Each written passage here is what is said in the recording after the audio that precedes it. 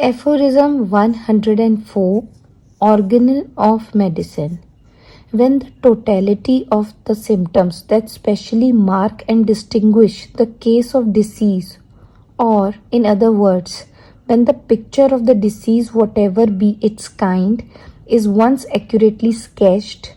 the most difficult part of this task is accomplished. The physician has then the picture of the disease, especially if it be a chronic one, always before him to guide him in his treatment. He can investigate it in all its parts and can pick out the characteristic symptoms.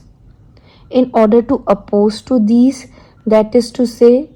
to the whole malady itself, a very similar artificial morbific force in the shape of a homeopathically chosen medicinal substance selected from the list of symptoms of all the medicines whose pure effects have been ascertained. And when during the treatment he wishes to ascertain what has been the effect of the medicine and what change has taken place in the patient's state, at this fresh examination of the patient, he only needs to strike out of the list of the symptoms noted down at the first visit those that have become ameliorated, to mark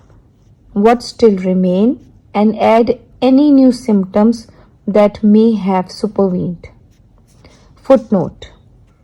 the old school physician gave himself very much trouble in this matter in his mode of treatment. He would not listen to any minute detail of all the circumstances of his case by the patient. Indeed, he frequently cut him short in his relation of his sufferings in order that he might not be delayed in the rapid writing of his prescription, composed of a variety of ingredients unknown to him in their true effects. No allopathic physician has been said sought to learn in the minute circumstances of the patient's case, and still less did he make a note in writing of them. On seeing the patient again several days afterwards, he recollected nothing concerning the few details he had heard at the first visit.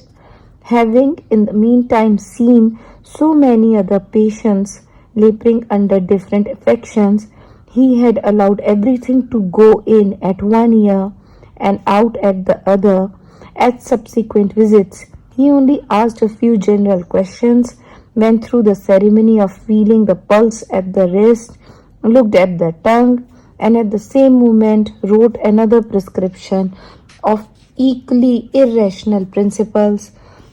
or ordered the first one to be continued in considerable quantities several times a day, and with a graceful bow he hurried off to the 50th or 60th patient he had to visit in his thoughtless way in the course of the forenoon. The profession which of all others requires actually the most reflection, a conscious, careful examination of the state of each individual patient, and a special treatment founded, was conducted in this manner by persons who called themselves physicians,